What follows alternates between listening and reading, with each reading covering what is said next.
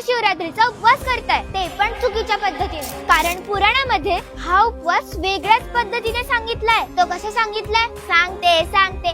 Sharpener बाबा आहे ना, हा उपवास म्हणजे दिवसभर फराळ करणं नाहीये. तर या उपवासाची सुरुवात ब्रह्म मुहूर्तावर होते. या दिवशी सकाळी उठून स्नान करायचं असतं, स्वच्छ साधे, आणि शक्य असेल तर पांढरे शुभ्र कपडे घालायचे असतात. आणि यानंतर मनात एक संकल्प करायचा असतो. एक लक्षात ठेवा, संकल्पाशिवाय उपवास म्हणजे दिशाहीन प्रयत्न. हा उपवास म्हणजे अन्नाचा त्याग असतो, असं शिवपुराण आणि लिंगपुराण याच्यात स्पष्ट सांगितलंय. आता सगळ्यात महत्वाचं, महाशिवरात्रीच्या रात्रीला खूप महत्व आहे. म्हणून तर दिवसभर पोट रिकामं ठेवायचं असतं, म्हणजे रात्रीचं ध्यान व्यवस्थित होतं. महाशिवरात्रीचं खरं महत्व रात्रीच्या जागरणात आहे. आणि रात्रीचे हे 4 प्रहर सगळ्यात महत्वाचे असतात. हे बघा, तुम्हाला हे प्रहर दिसतायत. एक गोष्ट लक्षात ठेवा, शिवाला संपत्तीची, ऐश्वर्याची अपेक्षा नसते. म्हणून साधी आणि शांत पूजा श्रेष्ठ मानली जाते. हे जागरण म्हणजे फक्त डोळे उघडे ठेवणं एवढंच नाहीये, तर मन जागा ठेवणं याला सगळ्यात जास्त महत्व आहे. आणि दुसऱ्या दिवशी